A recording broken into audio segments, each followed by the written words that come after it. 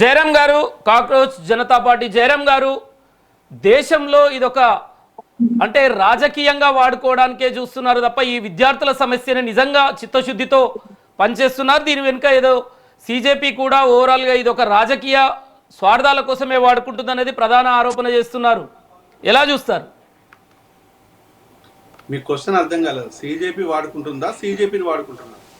CJP అనేది ప్రధానంగా ఒక రాజకీయంగా ఎదగడం కోసమే ఇలాంటి అంశాలను తెర మీదకి తీసుకొస్తూ ఏదో ఒక ధర్నా ఇలాంటి కార్యక్రమాలను తీసుకుంటుంది. వీళ్ళ వెనుక ఎవరో ఉండి నడిపిస్తున్నారనేది బీజేపీ అంటున్న పరిస్థితి. మీకు ప్యానెల్లో ఉన్న మిత్రులకు నమస్కారాలు.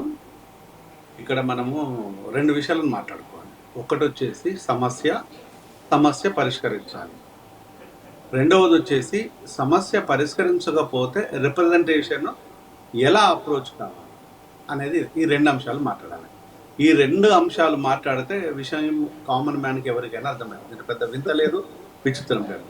ఇక్కడ సమస్యను గుర్తించేసి అంటే సిబిఎస్ఈ సిలబస్లో ఉన్న విద్యార్థుల మార్కులు అవకతవకలు జరగటం, దానికి ఇక్కడ హైదరాబాద్ అడ్డగా ఉన్న ఒక కంపెనీ ఈరోజు కకృతి కోసము కాసుల కోసము ఢిల్లీ వరకు వెళ్ళేసి ఆ బిడ్డల జీవితాలను నాశనం చేయటము అనేది ఒకటైతే, మరొకటి వచ్చేసి సిబిఎస్ఈ సిలబస్తో పాటు నీట్ ఎగ్జామ్స్ పదే పేపర్ లీక్ కావటము, అది పచ్చిమిరపకాయలు అమ్మినట్టుగా రోడ్ల మీద పెట్టి అమ్మటం, అవి పాన్ షాపులలో ఇతర ఎక్కడ పడితే అక్కడ అమ్ముకోవడం అనేది సర్వసాధారణమైపోయింది. ఇది ప్రభుత్వ దృష్టికి తీసుకెళ్లేసి ఇన్ని రకాలుగా ఇబ్బంది అవుతున్నది.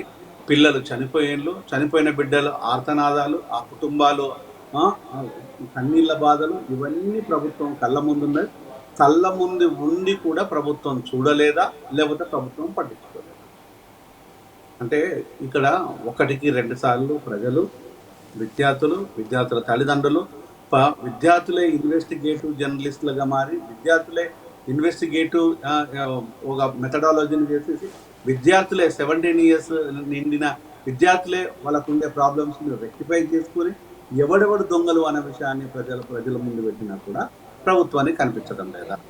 అంటే ఎన్ని రకాలుగా ప్రభుత్వానికి చేరవేయాలో అన్ని రకాలుగా ప్రభుత్వానికి చేరవేశారు. కానీ చేరవేస్తే ప్రభుత్వం ఏం చేసింది? మేము చూడము, మేము పట్టించుకోము, మాకు అవసరం లేదు, ఎవరు చచ్చినా పర్వాలేదు, ఎవరు బ్రతికినా పర్వాలేదు, మా వ్యాపారాలు మాకుంటాయి, మా వ్యక్తులు మాకుంటారు, మా గద్దెలు మాకుంటాయి అనే విధంగా అంత దిగజారి ఈరోజు ప్రవర్తించిన తీరు ఈరోజు మొత్తం యావత్ భారతదేశం కాదు, యావత్ ప్రపంచం కళ్ళ ముందు కనిపించినట్టుగా కనిపించింది. దాంతోపాటు వచ్చేసి సిజేపీ విషయానికి వచ్చినప్పుడు వ్యక్తులను బట్టి వాళ్ళ క్యారెక్టర్ని, వాళ్ళ కులాన్ని, వాళ్ళకు ఫినాన్షియల్ సపోర్ట్ని ఇతర దేశస్తులు, ఐఎస్ఐ వాళ్ళు, ముస్లిమ్స్ అని, క్రిస్టియన్స్ అని, పాకిస్తాన్ అని రకరకాలుగా ప్రాపగండా చేయడం మొదలుపెట్టేసింది సోషల్ మీడియా యూనివర్సిటీ ద్వారా. ఇది ఏది చెల్లనప్పుడు, ఇదేది జరగనప్పుడు, ఇదేది పారనప్పుడు సో ఈరోజు ప్రభుత్వం వచ్చేసి మేము డెఫినెట్గా చర్చలకు వస్తామన్నది. చర్చలు రావాలనుకున్నప్పుడు మాటకు మాట మాట్లాడుకుంటే సరిపోతుంది. అందులో ఎవరము దానికి ఇబ్బంది లేదు, ఎవరము కోరుకోవటం లేదు. రోడ్డు మీదకి వచ్చిన వాళ్ళని, రోడ్డు మీదకి వచ్చిన పిల్లల్ని మీకు కొట్టే హక్కు ఎవడిచ్చిండు? రాజ్యాంగంలో కానీ చట్టంలో కానీ ఎక్కడ రాసినది? మీకు ఇతరులను శాంతియుతంగా బాబాసాహెబ్ అంబేద్కర్ ఫోటో, గాంధీ మహాత్ముడి ఫోటో పెట్టేసుకొని ఇండియన్ ఫ్లాగ్ పట్టుకొని స్వచ్ఛందంగా వ్యక్తులుగా ఎక్కడెక్కడి నుంచో తరలి వచ్చిన బిడ్డల్ని ఈరోజు మీరు అడ్డుకొని దెబ్బలు కొట్టి హింసించేసి హక్కు మీకు ఎవడిచ్చిండు? మీరు రాత్రికి రాత్రి మీ దగ్గర ఉన్న ఢిల్లీ కమిషన్ను ట్రాన్స్ఫర్ చేసేసి విపరీతమైన దాడులు చేసేసి మళ్ళీ టీవీ ముందుకు వచ్చేసి సిగ్గుపడకుండా లేదు ఏమీ జరగలేదు, మేము మాట్లాడాం మాత్రమే విద్యార్థులతో అని చెప్పింది. మరి కొట్టింది ఎవడు? విజువల్స్ కనిపించింది ఎవడు? వాళ్ళని ఏమని పిలవద్దు? వాళ్ళు పోలీసులు కాదా? వాళ్ళు కాకి బట్టలు వేసుకున్న వాళ్ళు పోలీసులు కాదా? ఫోర్స్ కాదా? భారతీయ ఫోర్స్ కాదా? ఇంకొక అడుగు ముందుకేస్తే ఏమైంది అంటే పార్లమెంటును ముట్టడించాలనే నెపంతోని, లేకపోతే పార్లమెంటును ముట్టడించాలనే కోరికతోని, లేకపోతే పార్లమెంటుని ముట్టడిస్తే తప్ప ప్రభుత్వానికి తెలియదనే దీక్షతోని పోయిన బిడ్డల మీద తుపాకులను ఎక్కి పెట్టేసి పోలీసులను అందరినీ కాపలా పెట్టేసి నిజంగా ప్రపంచ దేశం లోపల ఎప్పుడు ఇలా జరగలేదేమో. భారతదేశం పుట్టిన కాడ నుంచి ఇది జరిగిన దాఖలాలు అయితే నాకు తెలియదు. నేను ఒక డాక్టర్ని, ఇంతవరకు నేను అనేక సంవత్సరాలుగా రాజకీయాలను చాలా దగ్గరుండి గమనిస్తున్నాను. ఇట్లాంటి పరిస్థితి మన పార్లమెంట్కి ఎప్పుడు రాలేదు. అలాంటిది విద్యార్థులు వస్తే మీరు బై మిస్టేక్ లేదంటే ఆ కోపంతోనో ఆ ఏజ్ ఫ్యాక్టరో వచ్చి ఆ గేట్లనే ముట్టుకొని తట్టినట్టు అవుతే పిట్టలను కాల్చినట్టు కాల్చేస్తారు కదా మీరు. అంటే కంట్రోల్ చేసే శక్తి ఉంది కాబట్టి, కంట్రోల్ అవే వాళ్ళ ఇంగిత జ్ఞానం ఉంది కాబట్టి ఈరోజు అంత పెద్ద ప్రాబ్లం జరగలేదు. అంటే మీరు ఉద్దేశం ఏంది? మీరు మాట్లాడరు, మీరు ఏ సమస్యను పరిష్కరించరు, ఏది మీ కళ్ళ ముందు కనిపించదు, ఏది మీకు అక్కర్లేదు. కానీ ప్రజలు గొంతెత్తి అరుస్తే వాళ్ళని యాంటీ నేషన్స్ అనే ముద్రేసేసి ఒక డ్రామా ప్లే చేస్తారు. ఎవరు యాంటీ నేషన్స్? ఇప్పుడు విద్యార్థుల యాంటీ నేషన్సా? విద్యార్థుల కోసం మాట్లాడే మాలాంటి వాళ్ళ యాంటీ నేషన్సా? ఈరోజు ఒక ఎక్కడికో దగ్గరికి రావాలంటే ఒక అంబరిల్లా కావాలి, వాళ్ళని నించోవాలంటే. సో అది ఒక CJPగా ఉన్నది, అది యాంటీ నేషనా? లేదు అనుకుంటే దీనికి సపోర్ట్ చేసే సినిమా యాక్టర్లు, మేధావులు, సో అనలిస్టులు, కొత్త మెయిన్ స్ట్రీమ్ మీడియా సపోర్ట్ చేయట్లేదు. ఇదంతా మోదీ మీడియా, గోధి మీడియా లాగా మారిపోయింది. సో ఇతర సోషల్ మీడియా సంబంధించిన వ్యక్తులు కావచ్చు, లేదంటే స్వచ్ఛందంగా వచ్చిన బిడ్డల తల్లిదండ్రుల ఎవరు యాంటీ నేషన్స్? అది చేయండి, డిక్లేర్ చేయండి కనీసం. యాంటీ నేషన్స్ అన్నప్పుడు ఇక చర్చలు దేనికి? అందరు చంపేస్తే పోద్దు కదా, ఎక్కడ మాట్లాడిన వాళ్ళు అక్కడ చంపేస్తే పోద్దు కదా.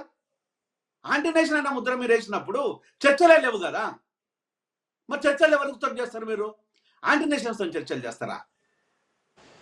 అంటే మనిషికి మానవత్వం అనేది లేకుండా, ఏమాత్రము కనీసము విచక్షణ జ్ఞానం లేకుండా, అంటే ఏమాత్రము చదువులను జయరాం గారు CJP, వాంచు, కాంగ్రెస్ మూడు వర్గాలు ఒకే అంశంపై వేరువేరుగా పోరాటం చేస్తున్నాయి. ఇది చూసేవాడికి చూసినట్టు కనిపిస్తుంది. పోరాటం వేరువేరు కాదు, వేరువేరు పార్టీలు, వేరువేరు వ్యక్తులు పోరాటాలు చేస్తున్నారు. సమస్య ఒక్కటే, చూసే విధానాన్ని మరి ఎక్కడెక్కడ వేరువేరైంది, ఏడ వేరువేరైంది. సమస్య కంటే ఇది ఒక రాజకీయ ఆధిపత్య పోరాటంగా కనిపిస్తుంది, కనిపించే వాళ్ళకు. ఇది ఆధిపత్య పోరాటం కాదు, మీరు అంటున్న పోరాటం. ఎక్కడ ఆధిపత్య పోరాటం అవుతుంది? ఇది ఫస్ట్ వచ్చేసి అర్థం తెలిసిందంటే, ఒకటి వైపు మీడియా, ఒక సెక్షన్ ఆఫ్ మీడియా ఏం డ్రామా ప్లే చేస్తుందంటే, దాసోహమై మోదీకి దాసోహం అయ్యి మాట్లాడుతున్న మీడియా ఒకటే. లేదు జయరాం గారు ఇక్కడ నేను ఏమంటున్నాను, మీడియా అనేది కూడా పార్లమెంట్ లో చర్చ కంటే నిరసనలకే ప్రాధాన్యం ఇస్తే సమస్య సాల్వ్ అవుతుంది అంటున్నారా? ఎంతవరకు సమంజసం? నన్ను మాట్లాడివ్వండి. నేను దేనికోసం, నేను కోసం మీడియా మెయిన్ స్ట్రీమ్ మీడియా ఎక్కడ చూపించింది? నిన్న ఉదయం నుంచి కొడుతూ ఉంటే, రక్తాలు వస్తూ ఉంటే, బట్టలు దింపుతూ ఉంటే, ఆడబిడ్డల్ని నగ్నంగా తిప్పుతూ ఉంటే, కొట్టుమని చెప్తూ ఉంటే, కుక్కలను కొడుతూ ఉంటే ఎవరు చూపించింది మెయిన్ స్ట్రీమ్ మీడియా? ఈరోజు ఎక్కడ మెయిన్ స్ట్రీమ్ మీడియా చూపించింది? మెయిన్ స్ట్రీమ్ మీడియా ఎక్కడ ఉన్నది? అంటే ఎవరి కథలు అన్ని అల్లుకుంటూ పోతుంటారు. ఈరోజు సోషల్ మీడియానే కదా ప్రపంచం ముందు పెట్టేసింది. సో దాని మెయిన్ స్ట్రీమ్ మీడియా ఏం చెప్తుంది? ఈరోజు ప్రజల దగ్గరికి వచ్చింది వాస్తవము, విద్యార్థులు వచ్చింది వాస్తవము, కానీ 20,000 మంది వచ్చినాయి. 20,000 మంది వచ్చింది, ఇలా కళ్ళ కనిపించటం లేదా? అంటే లక్షలాది మంది బిడ్డలు తరలి వస్తూ ఉంటే, రక్తాలు కారుతూ ఉంటే, కొడుతూ ఉంటే అది కనిపించటం లేదా? 20,000 మందే కనిపించిందా వీళ్ళకు? అంటే ఇది ఒక డ్రామా.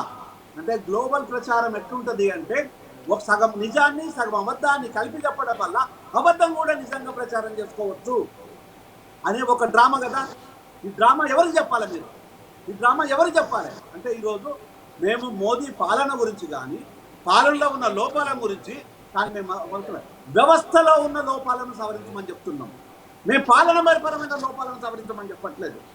వ్యవస్థలో ఉన్న లోపాలను పంచడం. ఈ రోజు విద్యా వ్యవస్థలో ఉన్న లోపాలను సవరించమని చెప్తున్నాము, విద్యా వ్యవస్థలో ఉన్న విధానాలను సవరించమంటున్నాము, విద్యా విధానాన్ని అందజేయమని చెప్తున్నాం. అంతే తప్ప పాలనాపరమైన అంశాలు మేము రైతులు కదా యాంటీ నేషనల్స్ ఎట్లయితే మరి మేము పాలనాపరమైన అంశాల మీద దండయాత్ర చేశామా? పాలనాపరమైన అంశాలతో మేము మాట్లాడామా? పాలనాపరమైన అంశాల లోపల ఈరోజు మేము డిస్కస్ చేశామా? కాదు. వ్యవస్థలో ఉన్న లోపాలను మీకు కనిపించవు, మేము చెప్తే వినిపించదు. మరి ఎవరు ఏం చేయాలి? మీరు చూడడానికి మీకు కళ్ళు లేవు, కనిపించవు, మేము చెప్తా వినిపించదు. మరి ఎలా ఈ సమస్య పరిష్కారం? ఎలా ఎక్కడ తిరిగి పరిష్కారం అంటే ఈరోజు విపరీతమైన ఈ అహంకార ధోరణి, ఈ విధానాలు ఎవరికి ఉన్నా కూడా చరిత్ర లోపల మహా సామ్రాజ్యాలే ఈ అహంకారంతో కొట్టుకుపోయింది. కానీ ఇదే అహంకారం మళ్ళీ మీ దగ్గరికి వస్తాను జయరామ్ గారు. ఆడబిడ్డలు 1 minute ప్లీజ్. పసిబిడ్డల మీద ఆడబిడ్డల మీద బట్టలు చించుతూ కొడుతూ ఉంటే కన్నీళ్ళు రావా? అలాంటి బిడ్డలు ఆ పోలీసు వ్యవస్థలో ఉన్న ఉన్నతాధికారులకు లేరా? అలాంటి బిడ్డలు రాజకీయ నాయకులు లేరా? అలాంటి బిడ్డలకు కానిస్టేబుల్లకు లేరా? అలాంటి బిడ్డలు వీళ్ళకు ఎవరు లేరా? మరి ఆ బిడ్డలు ఎందుకు హింసిస్తున్నారు అంటే ప్రశ్నిస్తున్నారు కాబట్టి హింసిస్తున్నారు. ప్రశ్నించకపోతే హింస లేదు అంటే ప్రశ్నించడం తప్ప. మా విద్యా విధానం ప్రశ్నించమన్నది, నా రాజ్యాంగం నన్ను అడుగుమని చెప్పింది, నా చట్టం నన్ను నిలదీయమని చెప్పింది. కానీ మేము వ్యతిరేకంగా పనిచేయటం లేదు, చట్టానికి లోబడి అడగడం వల్ల తప్పే ఉందని అడుగుతున్నాం.